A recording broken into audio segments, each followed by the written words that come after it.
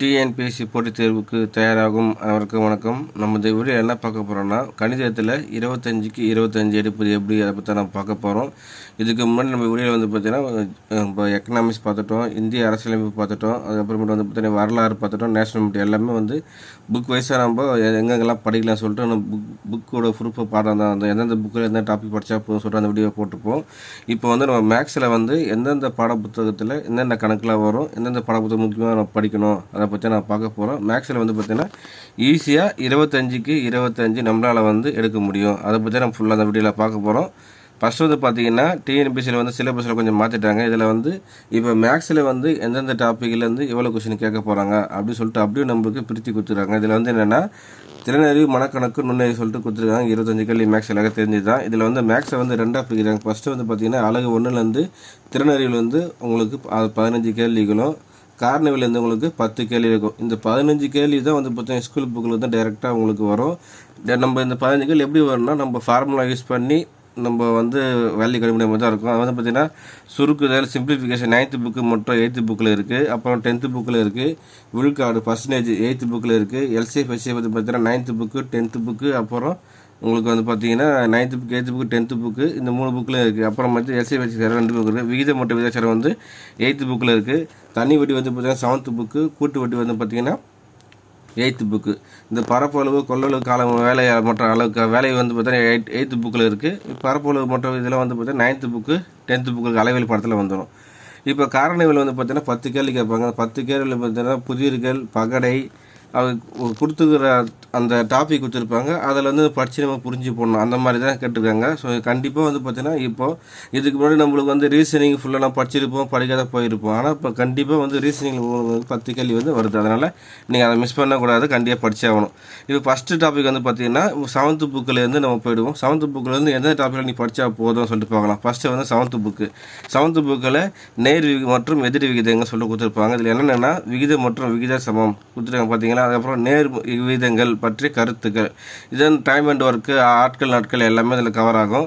நேர் விகிதம் எதிர் விகிதத்தை வேறுபடுத்தி காட்டுதல், நேர் விகிதத்தை ஃபுல்லாக டோட்டலாக கொடுத்துருப்பாங்க. நேர் மற்றும் எதிர் விகிதங்கள் சொல்லி இந்த டாபிக் ஃபுல்லாக சம்மு, எக்ஸசைஸ் சம்மு, பயிற்சி சம்மு, பின்னாடி வந்து சரியான தேர்ந்தெடுத்துக்க எல்லா சம்முமே போட்டு பார்க்கணும்.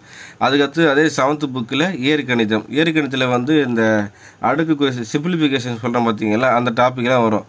அதுக்கப்புறமேட்டு பார்த்தீங்கன்னா அடுக்குக்குரிய எண்ணுங்கள் சொல்லிட்டு நம்ம இதெல்லாம் வந்து இந்த சம்மில் எப்படி இருக்கிறத பார்த்துங்க. சுருக்குக்க 10 நாடு கேட்டுட்டு 10 நாடு இதெல்லாம் கண்டிப்பாக ரொம்ப ரொம்ப இம்பார்ட்டண்டான சம்மு. குரூப் 4ல் டேரெக்டாக இந்த சம்மெலாம் கேட்பான். இது எங்கே இருக்குன்னா நம்மளுக்கு 7th புக்கில் இயற்கணித டாப்பிக்கில் இருக்குது. சம்மெல்லாம் நீங்கள் பார்த்துங்க, கண்டிப்பாக ஒர்க் அவுட் பண்ணலாம். இதெல்லாம் டெய்லியும் நீங்கள் செக் பண்ணி போட்டு பார்க்கலாம் ஒரு வருஷம் டாபிக் எடுத்து.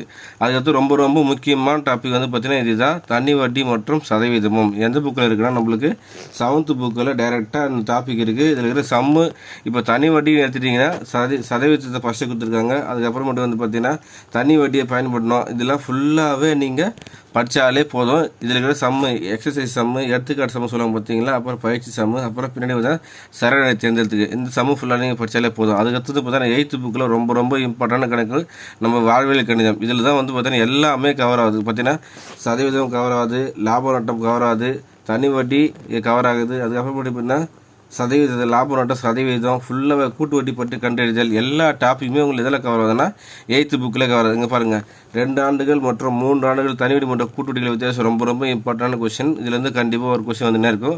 நேர் மற்றும் எகித விகிதங்கள், கலப்பு மாறல், இது எல்லாமே ஆட்கள் நாட்கள் வேலை, எல்லா டாப்பிக்குமே ரொம்ப ரொம்ப இம்பார்ட்டன்ட் டாபிக் தான். அதனால் 8th புக்கு வந்து பார்த்தீங்கன்னா உங்களுக்கு கண்டிப்பாக நீங்கள் 8th புக்கில் வந்து மினிமம் 4 கொஸ்டின் இல்லை 3 கொஸ்டின் வந்து பார்த்தீங்கன்னா ஒரே புத்தகத்துக்கு வருவதற்கு வாய்ப்பு இருக்குது. அதனால் 8th புக்கு சம் ஃபுல்லாக நீங்கள் ஒர்க் அவுட் பண்ணி பாருங்கள்.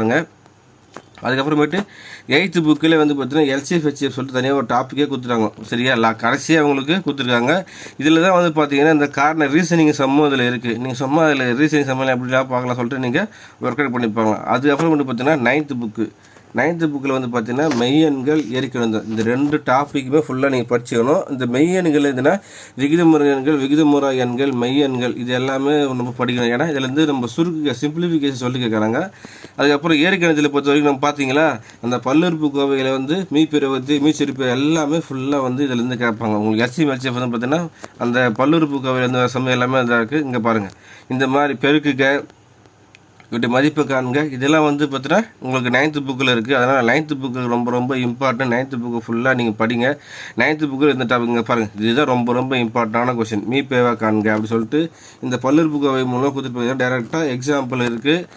அப்புறம் வந்து பார்த்தீங்கன்னா சரியான தேர்தல் இருக்குது. அப்புறம் உங்களுக்கு பயிற்சி சம்மு, இந்த சம்முங்களை நீங்கள் ஒர்க் அவுட் பண்ணி பார்த்தாலே கண்டிப்பாக போதும். இதிலேருந்து தான் சம்மு எல்லாமே வரும், சரிங்களா?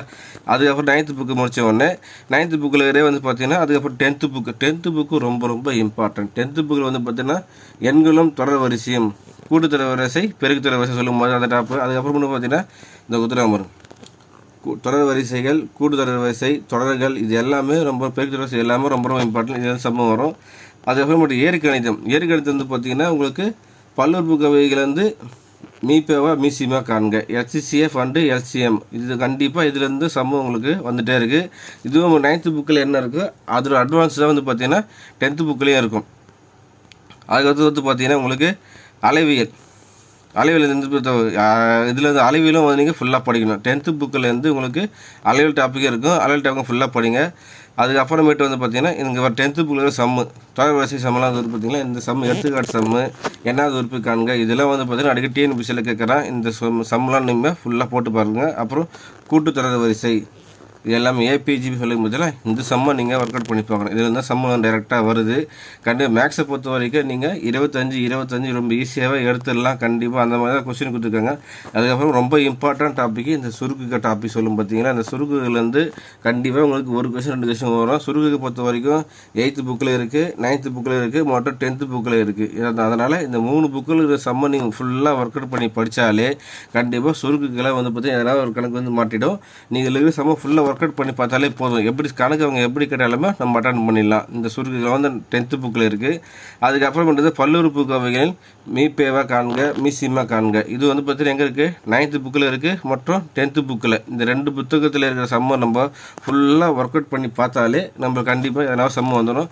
இந்த சம்மில் நம்ம ஒர்க் அவுட் பண்ணும்போது அந்த கொஸ்டின் எப்படி கேட்டாலும் நம்ம ஆன்சர் பண்ணுற மாதிரி தான் இருக்கும். அதுக்காக தான் நம்ம ஃபுல்லாக எக்ஸசைஸ் சம்மெலாம் தனியாக என்ன பண்ணுங்கள், மேக்ஸுக்கு நோட்டு போட்டுட்டு எந்தெந்த சம்மெலாம் எங்கெல்லாம் கேட்குறாங்கன்னு சொல்லிட்டு ஃபுல்லாக நீங்கள் படிச்சிடும். அதுக்கப்புறம் மட்டும் பார்த்தீங்கன்னா அளவியல் பொறுத்த வரைக்கும் மெஷர்மெண்ட் உங்களுக்கு 10th புக்கில் உங்களுக்கு இருக்கிற சம்மு ஃபுல்லாக 2 மார்க் கொஸ்டின் சின்ன சம்மு கொடுத்துருப்பாங்க. அந்த சம்மு ஃபுல்லாக நீங்கள் ஒர்க் அவுட் பண்ணி அதுக்கப்புறம் மட்டும் பார்த்தீங்கன்னா உங்களுக்கு சரியான வழி தேர்ந்தெடுத்து சொல்லிட்டு புக்கு பண்ண வந்து நிறைய கொஸ்டின் கொடுத்துருக்காங்க. இந்த சம்மு நீங்கள் படித்தாலே போதும். அதுக்கப்புறமேட்டு பகடை வந்து பார்த்தீங்கன்னா ஒரே 10th புக்கில் மட்டும்தான் இருக்குது. வேறு எந்த புக்கிலுமே வந்து பகடை கணக்கு கிடையாது.